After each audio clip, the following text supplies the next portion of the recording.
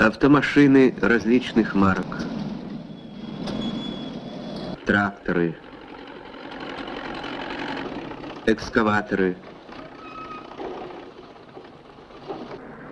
речные и морские суда, миниатюрные машины для скашивания травы, мощные тепловозы. Все эти разнообразные машины приводят в движение двигатели внутреннего сгорания.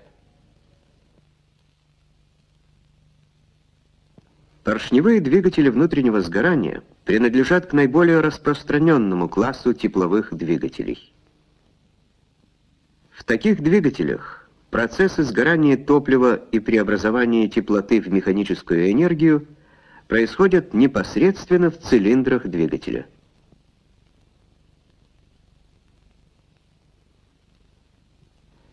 Основными узлами поршневого двигателя являются цилиндры с движущимися в них поршнями и крышка цилиндров с клапанами газораспределения. Между крышкой и поршнем находится камера сгорания. Образующиеся при сгорании газы создают давление на поршень и перемещают его. Поступательное движение поршня с помощью шатуна преобразуется во вращательное движение коленчатого вала. От коленчатого вала приводится в движение газораспределительный механизм.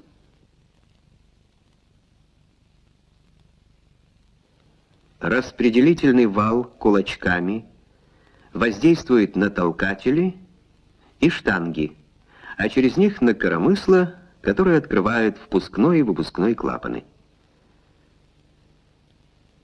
Закрываются клапаны под действием пружин.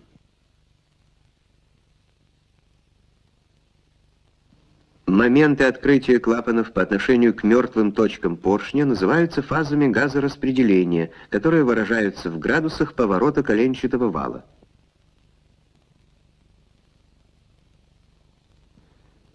К примеру, в двигателе автомобиля ЗИЛ-130 впускной клапан начинает открываться до прихода поршня в верхнюю мертвую точку за 21 градус поворота коленчатого вала.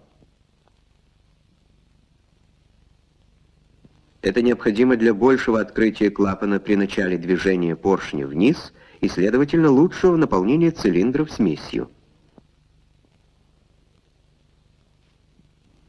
Закрывается впускной клапан после прохода поршня нижней мертвой точки на 75 градусов поворота вала.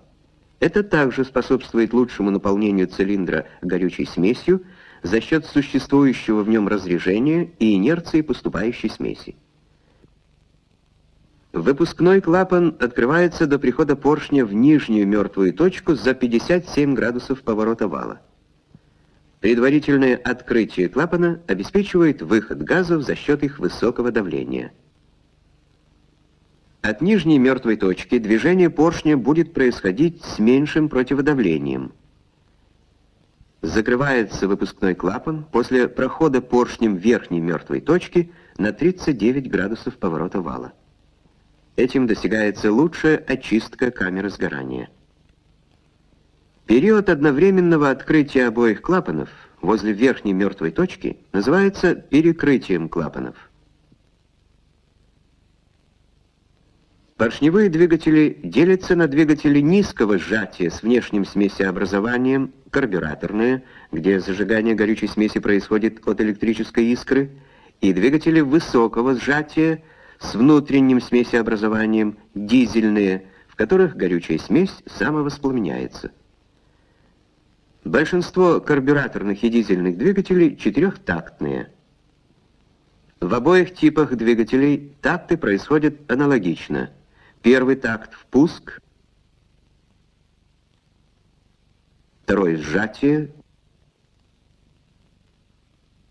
третий — сгорание и расширение, четвертый такт — выпуск. В двухтактных двигателях и карбюраторных, и дизельных рабочий цикл совершается вдвое быстрее, то есть за один оборот вала.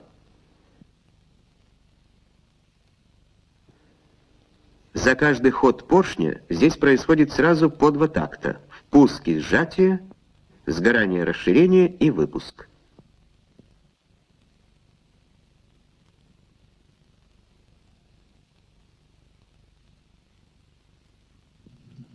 Примером одного из распространенных 4-тактных карбюраторных двигателей может служить двигатель автомобиля ЗИЛ-130. V-образная форма блока двигателя при его сравнительно небольшой величине позволяет использовать вдвое большее количество цилиндров, чем в однорядном двигателе.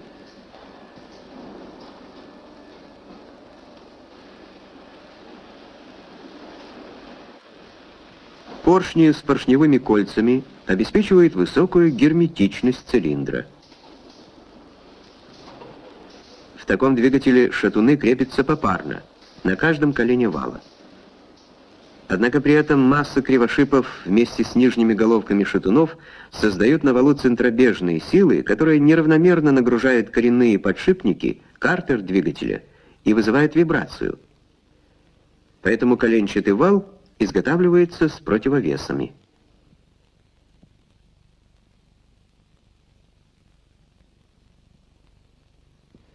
Эти противовесы и уравновешивают центробежные силы кривошипов и шатунов.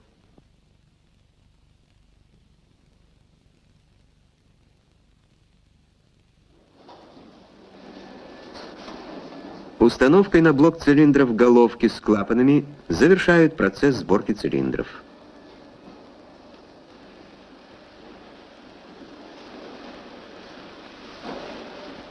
Из бензинового бака горючее поступит в карбюратор. Здесь жидкое топливо смешается с воздухом, превратится в пар и в таком виде поступит в цилиндры.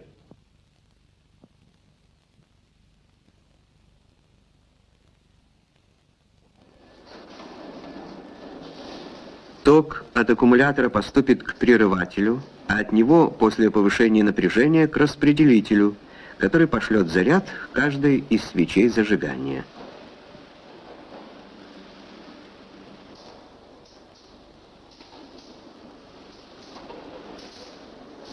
Здесь, разряжаясь искрой, он воспламенит горючую смесь.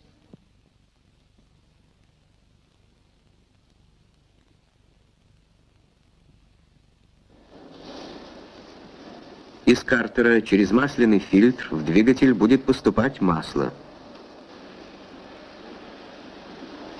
Масляный насос подаст его ко всем трущимся деталям и в первую очередь к подшипникам.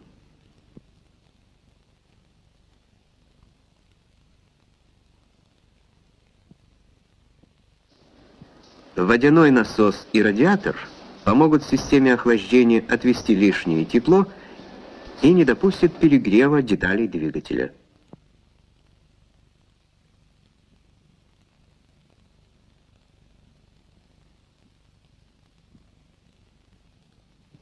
В 4-тактном двигателе только один такт сгорания и расширения является рабочим. Остальные 3 такта осуществляются за счет кинетической энергии вращающегося вала с маховиком. В результате вал вращается неравномерно, быстрее при тактах расширения и медленнее при вспомогательных. Это вызывает вибрацию и приводит к преждевременному износу деталей. Если на одном валу работает не 1, а 2 поршня, то неравномерность вращения вала будет вдвое меньше. У 4-цилиндрового двигателя такт расширения приходится на каждые полоборота коленчатого вала.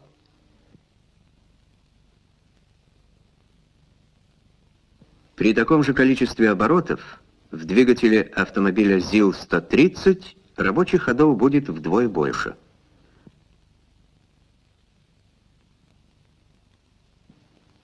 В целях равномерного распределения нагрузки на коленчатый вал такты сгорания и расширения происходят здесь в такой последовательности. В цилиндре 1, 5, 4, 2, 6, 3, 7, 8. Двигатели московского автозавода ЗИЛ являются одними из самых распространенных мощных карбюраторных двигателей. Каждый год с конвейера этого автозавода сходит несколько сот тысяч таких автомашин. Дизельному двигателю система зажигания не нужна. На крышке цилиндра устанавливается не свеча зажигания, а форсунка.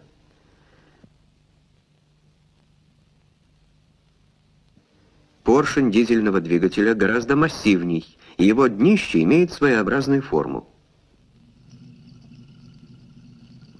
Во время первого такта в цилиндр впускается только чистый воздух. Он сжимается до такой степени, что его температура становится выше температуры самовоспламенения топлива. В результате распыленная форсункой топливо самовоспламеняется.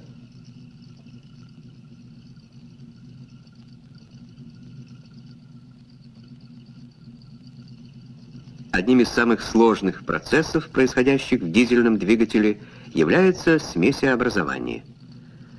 Ход этого процесса зависит от конструкции камеры сгорания. Камеры сгорания отличаются многообразием форм, но все они делятся на камеры неразделенные и разделенные.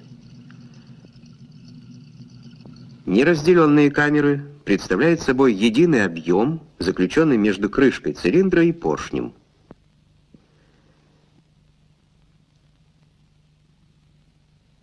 Камеры сгорания разделенного типа имеют по две полости, соединенные между собой каналами.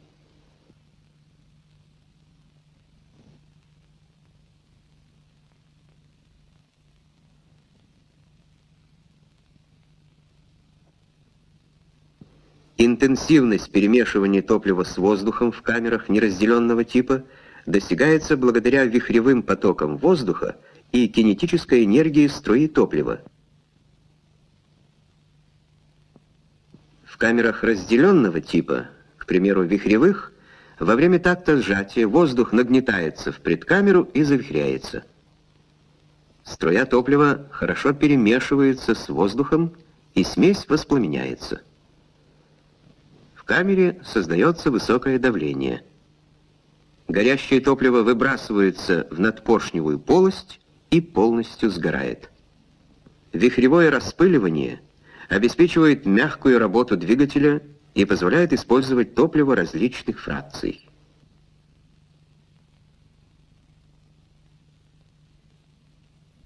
Однако более экономичным считается смесеобразование с непосредственным вспрыском топлива в камерах неразделенного типа. Четырехтактные дизельные двигатели используются на судах, тепловозах и мощных грузовиках, но особенно широко на тракторах.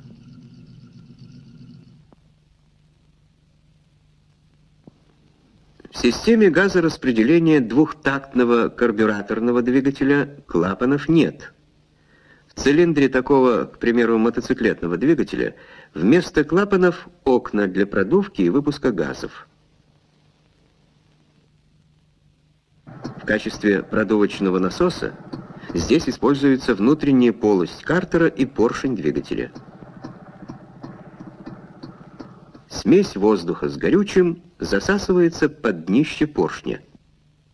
Опускаясь, поршень вытесняет рабочую смесь по боковому каналу в цилиндр. После заполнения цилиндра и сжатия следует сгорание, расширение и выпуск газов. Однако при одновременном открытии продувочных и выпускных окон возможна потеря топлива, которое выбрасывается из цилиндра вместе с отработавшими газами.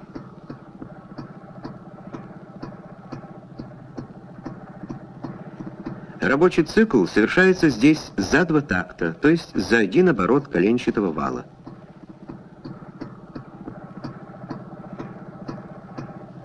Аналогично работают двухтактные карбюраторные двигатели различных бензомоторных инструментов и лодочных моторов.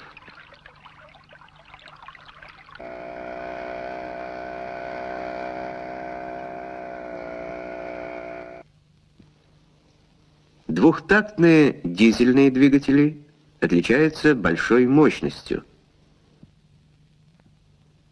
Для зарядки и очистки цилиндров здесь используется чистый воздух, который нагнетается в цилиндр через продувочные окна. Нагнетает воздух специальный продувочный насос.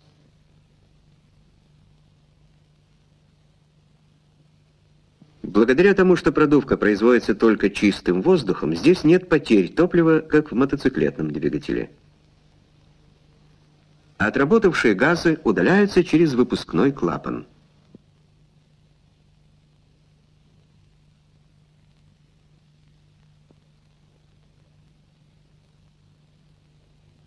Рабочий цикл здесь также совершается за 2 такта. Первый — рабочий ход и выпуск, второй — продувка и сжатие. Дизельные двухтактные двигатели являются самыми мощными из всех двигателей простого действия. Одной из разновидностей двухтактного дизельного двигателя является двигатель с противоположно движущимися поршнями. Камера сгорания находится между поршнями.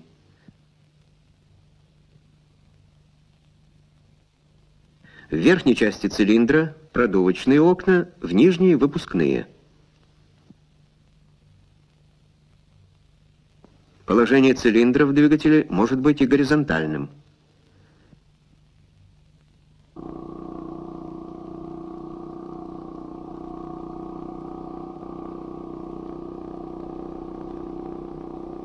Во время работы такого двигателя сначала открываются выпускные окна, отработавшие газы выбрасываются наружу.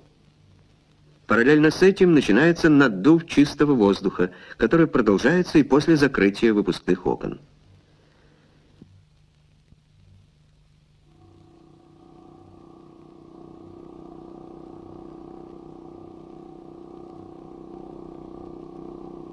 Дизельные двигатели такого типа наиболее широко используются на тепловозах.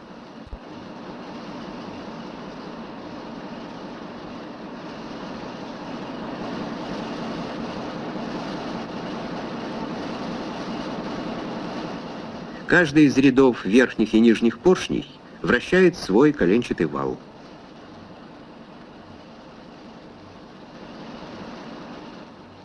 Суммарная полезная мощность обоих валов передается на генератор, который вырабатывает электрический ток. Двухтактные дизельные двигатели с противоположно движущимися поршнями, кроме тепловозов, используются также на морских судах.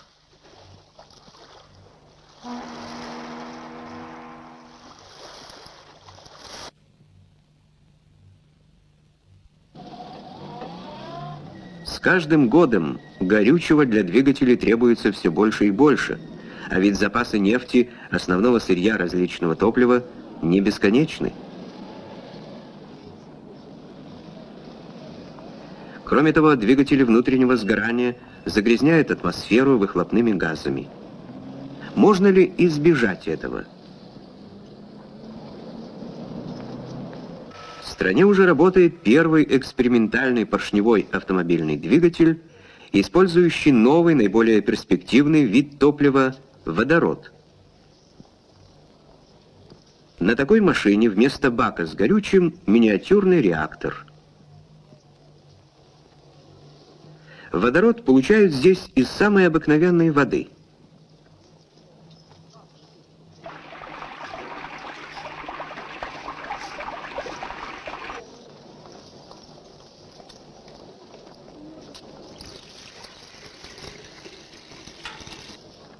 В реактор добавляется специальный порошок, обеспечивающий химическую реакцию с выделением водорода.